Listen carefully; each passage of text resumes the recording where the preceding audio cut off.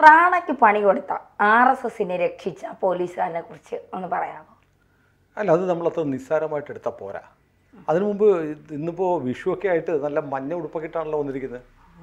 കൊന്നപ്പൂവിൻ്റെ നിറമൊക്കെ ആയിട്ട്, കൊന്നപ്പൂ പോലത്തെ ചിരിയും ഒക്കെ ആയിട്ട്.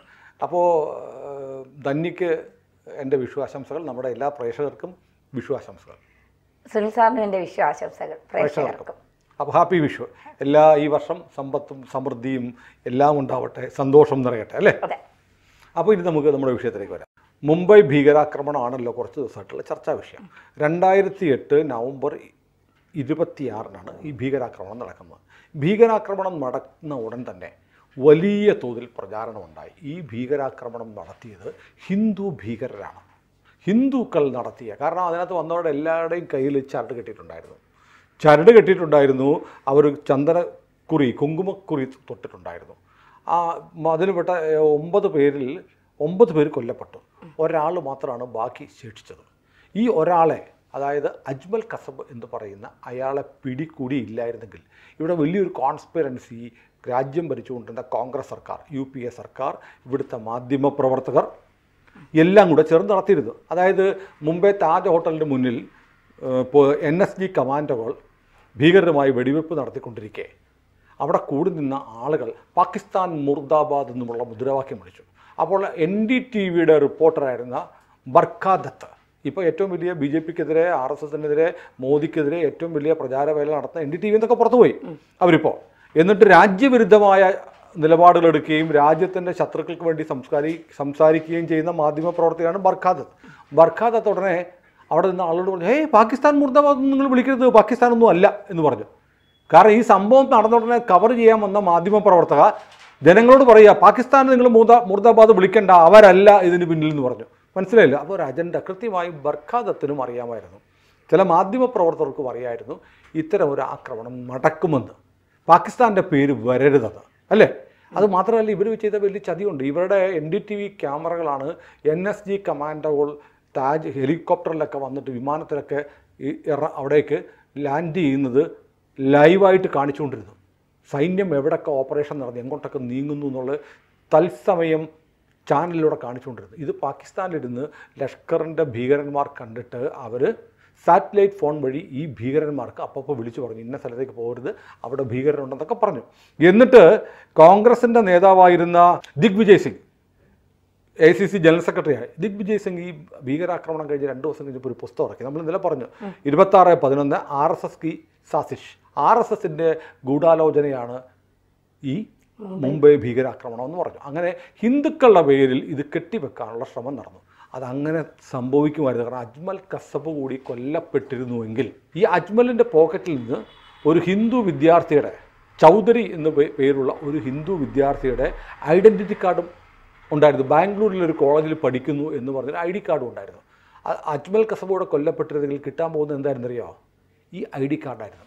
അതോടുകൂടി ഒരു കാര്യം ഉറപ്പിക്കും, 10ഓളം ഹിന്ദു ഭീകരന്മാർ വന്നിട്ട് മുംബൈയിൽ ഭീകരാക്രമണം നടത്തി എന്നുള്ള കഥ മെനഞ്ഞെടുക്കാൻ മതി. അതിനുള്ള എല്ലാ ശ്രമങ്ങളും മാധ്യമപ്രവർത്തകർ, രാഷ്ട്രീയക്കാർ, കോൺഗ്രസ് എല്ലാം ചെയ്തിരുന്നു. പക്ഷെ അത് പൊളിഞ്ഞു പോയത് അജ്മൽ കസബിനെ ജീവനോടെ കിട്ടിയതുകൊണ്ടാണ്. ഈ അജ്മൽ കസബിനെ ജീവനോടെ കിട്ടിയത് തുക്കാറാം ഓംബ്ലെ എന്ന് പറയുന്ന മുംബൈ പോലീസിലെ ഒരു ASI. ഈ ASI ആണ് ഇയാളെ ജീവനോടെ പിടികൂടിയത്.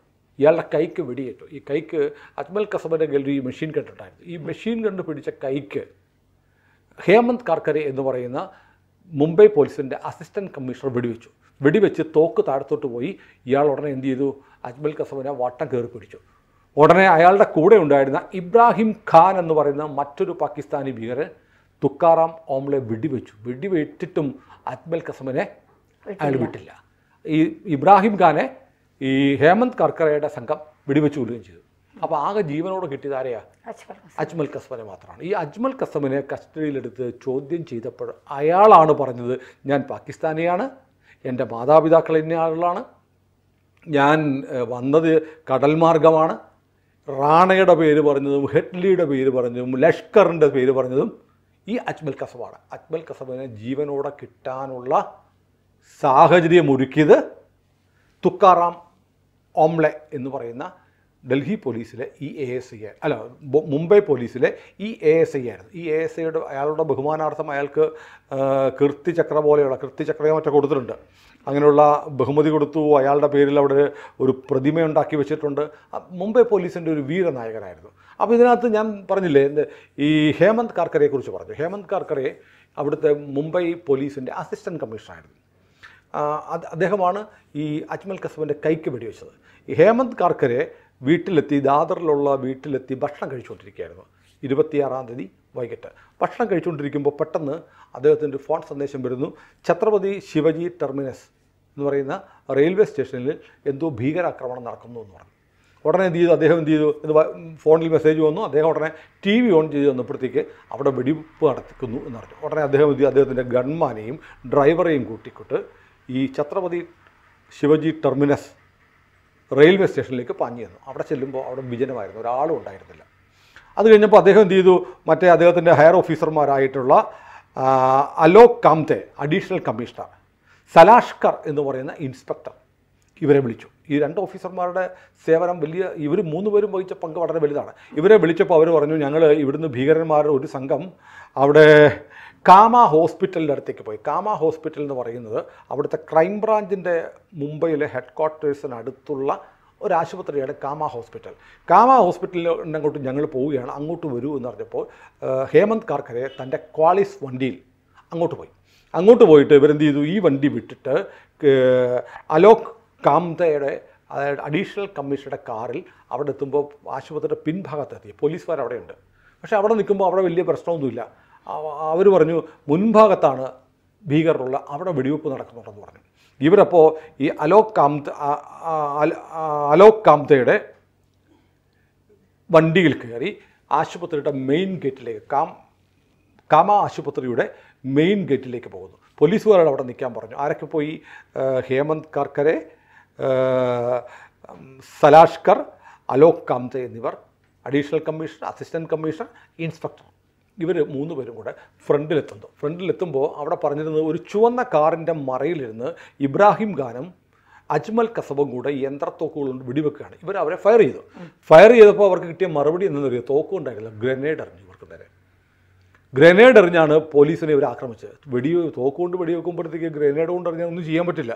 അപ്പോൾ സുരക്ഷിതമായൊരു മറ പറ്റി, ഇവരുടെ വാഹനത്തിൻ്റെയൊക്കെ മറ പറ്റി ഈ 3 ഓഫീസർമാർ പതുക്കെ ഈ ചുവന്ന കാറിനെ സമീപിക്കുന്ന സമയത്ത് പെട്ടെന്ന് ഒരു നിമിഷം മിന്നായം പോലെ അജ്മൽ കസബ് കാറിൻ്റെ മറയിൽ നിന്ന് പുറത്തു വന്നു. അപ്പോൾ കൃത്യമായിട്ടും എന്ത് ചെയ്തു, ഹേമന്ത് കാർക്കരെ ഇയാളെ വെടിവെച്ചപ്പോൾ അയാളുടെ കയ്യിൽ വെടികൊണ്ട്, വലത് കയ്യിൽ വെടികൊണ്ട് യന്ത്രത്തോക്ക് താഴെപ്പോയി. മെഷീൻ ഗണ്ട് അജ്മൽ കസബിൻ്റെ കയ്യിൽ താഴെപ്പോയി. ആ സമയത്താണ് തൊട്ടടുത്തുണ്ടായിരുന്ന തുക്കാറാം ഓംബ്ലെ എന്ന് പറഞ്ഞ ASI ചാടി അജ്മൽ കസബിൻ്റെ മുകളിലേക്ക് വീണ് ഇയാളെ കീഴ്പ്പെടുത്തുന്നത്. പക്ഷേ അയാളെ കീഴ്പ്പെടുത്തിയ സമയത്ത് ഇബ്രാഹിം ഖാൻ ഈ തുക്കാറാം ഓംബ്ലെ വെടിവെച്ചു. ഇബ്രാഹിം ഖാനെ ഈ പോലീസ് ഓഫീസർമാർ വെടിവെച്ചു. അതിനിടയ്ക്ക് മറ്റൊരു ഭീകരൻ്റെ വെടി വന്നുകൊണ്ടത് ഹേമന്ത് കർക്കറുടെ ബുള്ളറ്റ് പ്രൂഫ് ജാക്കറ്റിലാണ്. പക്ഷേ UPA സർക്കാരിൻ്റെ കാലത്ത് കൊടുത്ത ബുള്ളറ്റ് പ്രൂഫ് ജാക്കറ്റിൻ്റെ ഗുണനിലവാരം കൊണ്ട് ആ വെടിയുണ്ട ബുള്ളറ്റ് പ്രൂഫ് ജാക്കറ്റ് തുളച്ചകത്ത് പോയി ഹേമന്ത് കാർക്കരെ എന്ന് പറയുന്ന ഓഫീസർ വെടിയേറ്റ് മരിച്ചു.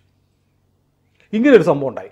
അപ്പോൾ ഇതിനകത്ത് ഉടനെ ഈ സംഭവം കഴിഞ്ഞ് അജ്മൽ കസബിനെ പിടികിട്ടിക്കഴിഞ്ഞിട്ടും കോൺഗ്രസ്സുകാർ കളിച്ചൊരു കളിയുണ്ട്. ഹേമന്ത് കാർക്കരെ ഇതിനു മുമ്പ് മലേഗാവ് ബോംബ് സ്ഫോടന കേസിൽ ചില സംഘപരിവാർ ബന്ധമുള്ള എന്ന് പറയുന്ന ചില ആളുകളെ അറസ്റ്റ് ചെയ്തു. ആ മലേഗാവ് ബോംബ് സ്ഫോടനത്തിന് മുന്നിൽ RSS ബന്ധമുള്ള ചില ആളുകളുണ്ടെന്നുള്ള നിലപാടുണ്ടാവുകയും ചില ആളുകളെ സംശയിച്ച് അറസ്റ്റ് ചെയ്യുകയും ചെയ്തു. അതേക്കുറിച്ച് കാർക്കരെ പിന്നെ പറഞ്ഞിരുന്നു.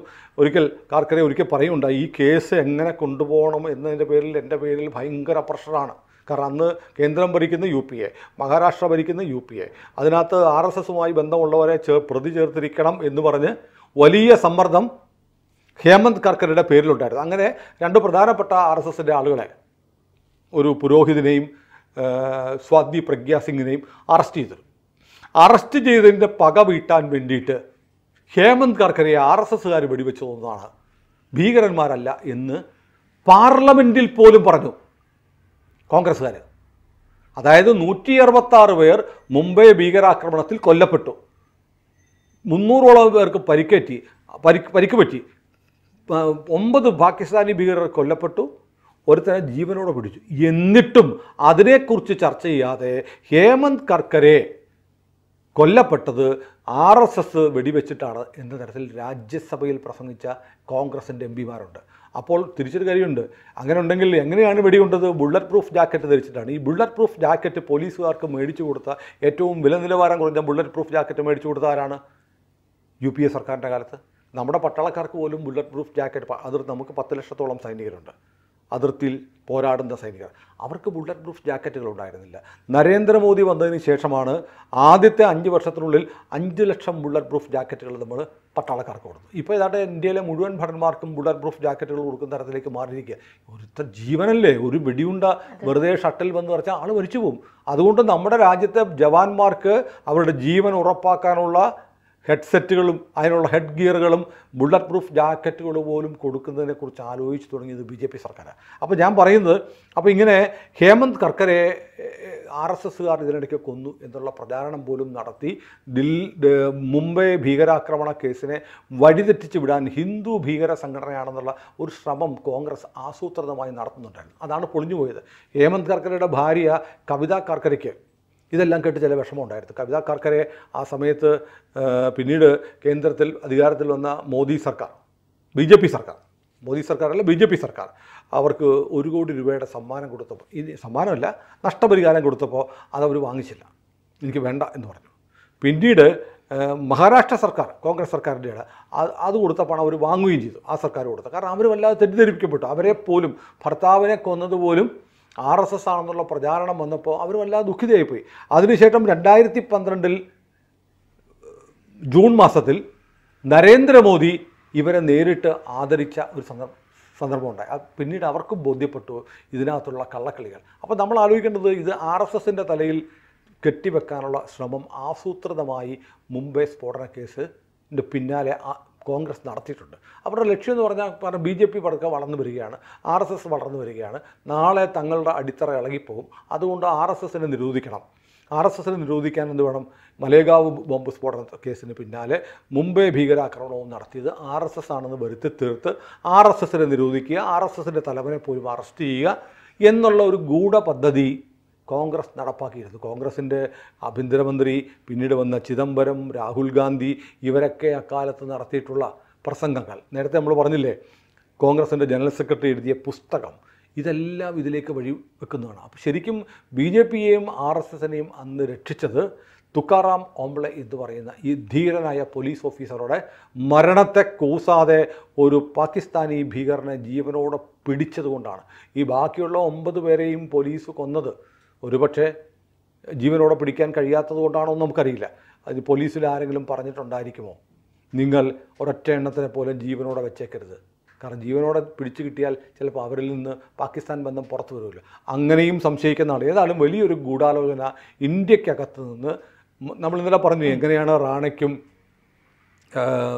ദാവൂദ് ഗിലാനി എന്ന് പറയുന്ന ഹെഡ്ലിക്കും മൾട്ടിപ്പിൾ എൻട്രി 10 വർഷത്തേക്കുള്ള പാസ്പോർട്ട് എങ്ങനെ കിട്ടി, എമിഗ്രേഷൻ ഓഫീസ് തുടങ്ങാൻ എങ്ങനെ അനുവാദം കിട്ടി, വിദേശകാര്യ മന്ത്രാലയത്തിൻ്റെ അനുമതി കൂടാതെ എന്നൊക്കെ തുടങ്ങിയുള്ള പ്രശ്നങ്ങൾ നമ്മൾ ഇന്നലെ ചർച്ച ചെയ്തു. അപ്പോൾ ഏതായാലും ഇതിനകത്ത് വലിയ തോതിലുള്ള ഗൂഢാലോചന നടന്നിട്ടുണ്ട്. പിന്നെ ആലോചിക്കണം, 2008 ഈ കേസ് നടക്കുന്നത്, ഇപ്പോൾ 2025 അല്ലേ, 17 വർഷം കഴിഞ്ഞു.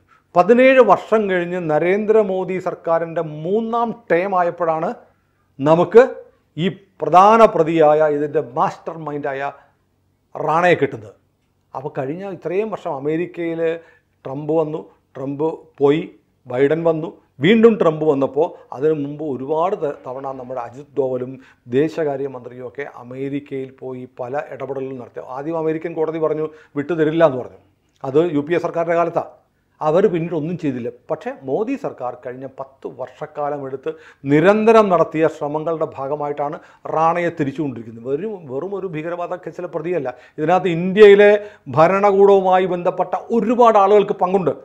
അതുകൊണ്ട് ഇപ്പം റാണയെ കൊണ്ടുവന്നിരിക്കുന്നത് മോദി വെറുതെയൊന്നുമല്ല കൊണ്ടുവന്നിരിക്കുന്നത്. ഈ കേസിൽ റാണയുടെ മൊഴിപ്രകാരം വീണ്ടും ഒരു പുനരന്വേഷണം നടന്നാൽ ഇന്ത്യയിലെ ഒരുപാട് രാഷ്ട്രീയക്കാർ ഒരുപക്ഷെ അതിൽ കുടുങ്ങിയേക്കാം. ഒരുപാട് തലകൾ ഉരുളും. മോദിയെ കൊടുക്കാൻ, BJPയെ ഇല്ലാതാക്കാൻ, RSSനെ ഇല്ലാതാക്കാൻ ശ്രമിച്ച ആളുകൾക്ക് ഒരു വലിയ തിരിച്ചടി കിട്ടി. അന്ന് വാളെടുത്തവൻ വാളാൽ എന്ന് പറയുന്നത് പോലെ ഇതിനൊത്താശ ചെയ്തവർ ചിലപ്പോൾ ഇല്ലാതാകുമോ എന്ന് കണ്ടറിയണം.